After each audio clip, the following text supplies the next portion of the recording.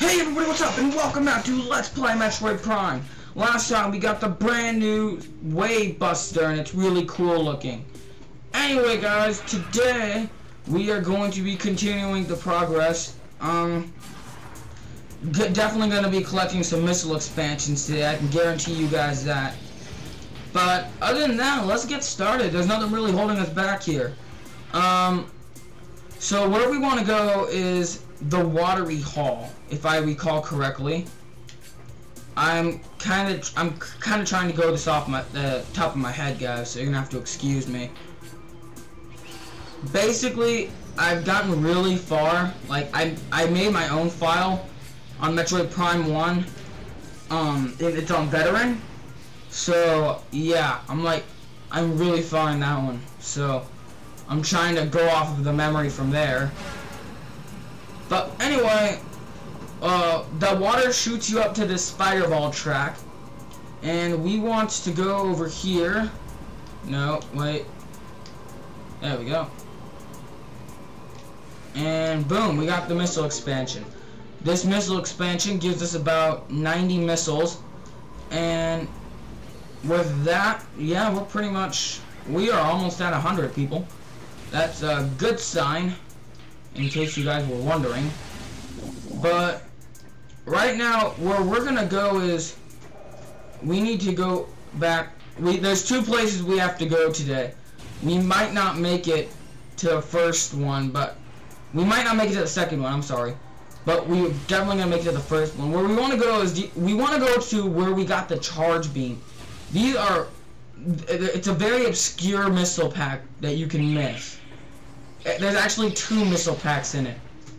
And the reason why we could have gotten this one earlier, but you guys remember how I told you guys about how going all the way over here for 2 missile expansions is a lot funner than going all the way over here for 1? This is another one of those examples. Anyway, we want to go over here, and there's a little spot where we can bomb jump. Well, like bomb. And yeah, there's a missile door here. So, kaboom. And another missile door. They're just testing if you have the missiles. And you shoot this part with a missile, and we hear that sound, dun dun dun dun, like 3 times, sorry. And yeah, so we got 1 missile expansion, but this is the reason why we got here now, is because there's a magnetic rail here, and we can climb up this rail. The stupid plasmites. But yeah, we can climb up this rail for another missile expansion. Really cool, right? Definitely worth the trip now, isn't it? So now we have 100 missiles, and we still have plenty of energy. That's the cool thing. I don't know how much energy we have exactly. I assume we have like 7 energy tanks. That's just a wild guess here. But yeah, now that we've gotten that, we gotta head to another direction. Whoa! Boost ball's the only real thing that moves fast when you're actually like really far underwater. You kind of use the boost ball. It really is, guys, your best bet. So right now, there's not a lot for us to do. Like I said, we're just trying to continue to get more missile expansions and go toward the next item. So where we want to go is on top of this red bar. Whoa. Okay. So yeah, if you guys don't know, the game just lagged on me. That's why I was kind of like, whoa. And yeah, on top of this little red platform, you can get a 3rd missile expansion. And yeah, whoa, I don't want to fall. What we can do right here is we can shoot the ceiling and get a lot of stuff. A lot of stuff. That's an understatement. There's like 8 shriek packs right there, and each one of them gives you an item. So yeah, if you need to restock, you can definitely go there. So yeah, there's that little tunnel you can go through, but I don't find it fast enough. I think just running normally is perfectly faster. Okay, so now we want to go this way to a place called the Furnace. Well, last time we really didn't get to explore it as well, because we went through that hole. This time we have the magnetic rail, known as the spider ball. And people say you have to boost ball to get across there. You can actually just roll and you'll barely make it. But yeah, and then we end up right here. You want to make sure you scan these things. These are plated parasites. Hardy member, hardy, of the parasite family, invulnerable to most weaponry. A cousin of the parasite, these creatures are known for their amazing resilience. Field studies suggest a weakness to morph ball delivered weapon systems. I believe that's a morph ball bomb. I mean, I've never actually really tried to kill them though. And this is the chozo horror. I haven't seen one of these in a while, right guys? What is the otherworldly pestilence that infests the land, seeking out life in its blind need for corruption?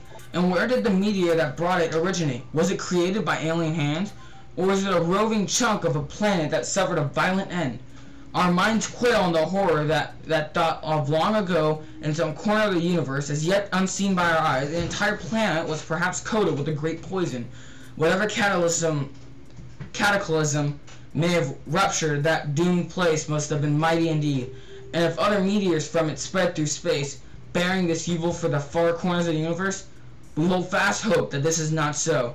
That the only surviving remnants of this evil in here on Town 4, now at least, there is hope for its eradication. So they're basically saying, like, let's pray to God that this isn't just a chunk of a planet. And yeah, you guys are definitely gonna want to remember that. And I've got incoming scan data. I don't get that very often because I'm usually a lot faster. So yeah, we go to this little room called the. We have to go to that little room called the antechamber. I don't think we'll be able to head there in this part because we have got lots of chozo reading to do. To the entrusted one, that's us.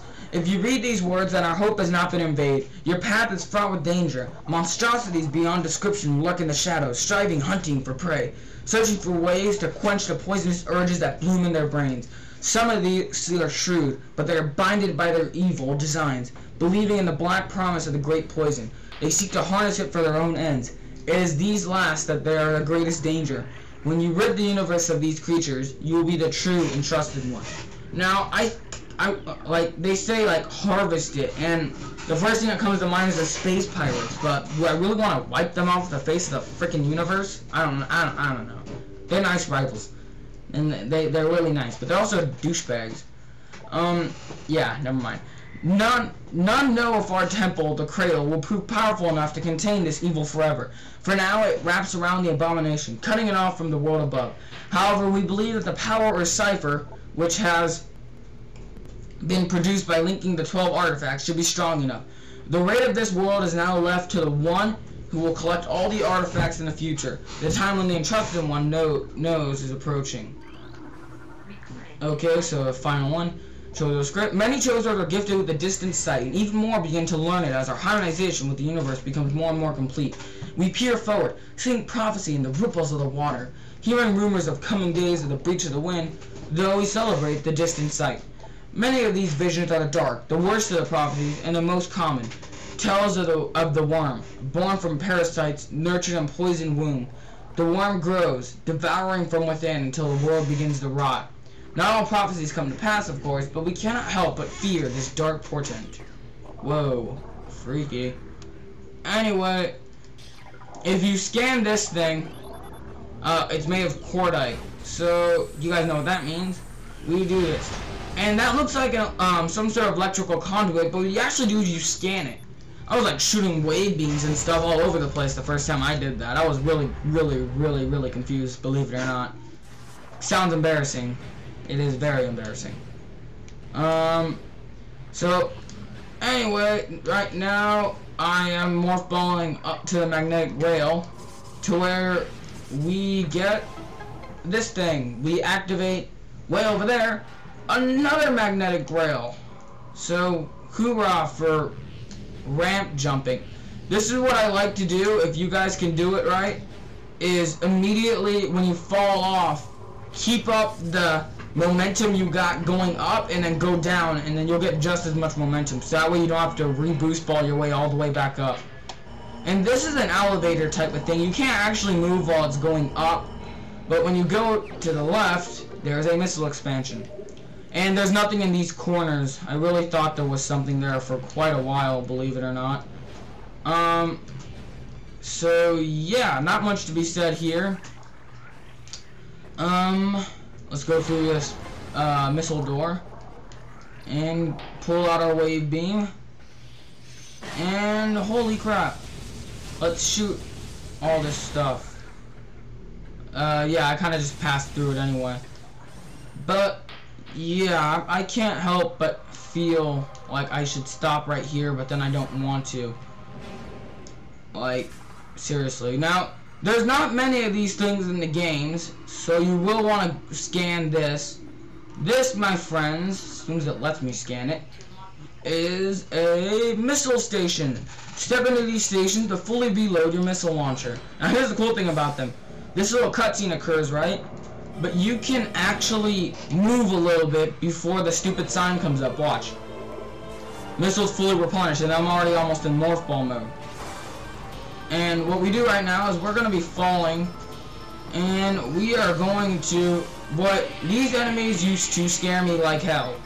They are chozo ghosts, a spectral entity, bioelectric field invulnerable to natural energies. So the first thing you guys are probably thinking of is chozos raise Samus, so why the hell are they attacking them? So we're going to find that out right now. As these entities phase in and out of existence, the only way to track them accurately is with X-ray scanning. This partially phased nature makes them invulnerable to natural energy types, such as fire, ice, and electricity. Their aggressive and erratic behavior is most likely due to the corrupting effects of phazon in the town floor environment. They appear to be drawn to chozo religious sites, where they wreak havoc upon anything that dares to enter the area. So they really don't have time to look at who they're attacking, even if, like, it's somebody important to them.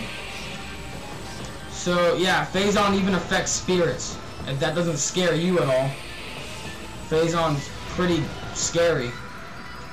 But yeah, one super missile knocks them out. So yeah, pretty much it for there. Right now, I really don't want to freaking end yet, but I'm not gonna have time. So yeah, let's just read this chozo lore. Things bound to earthly shapes are temporal and frail, existing in single dimension. They are fragile, vulnerable, and ultimately mortal. However, not all things obey this law. Shapeless, they wait beyond the realm of perception, emerging only when one arrives who can feel their presence. Such is the will of the chozo. Our will to defeat the evil seeping into this planet remains. We desire only to see the darkness meet its end. The will of the chozo has no mind or reasoning of its own, though. This will be the entrusted one's trial. So that means that if these douchebags are testing me, I'm gonna be pissed.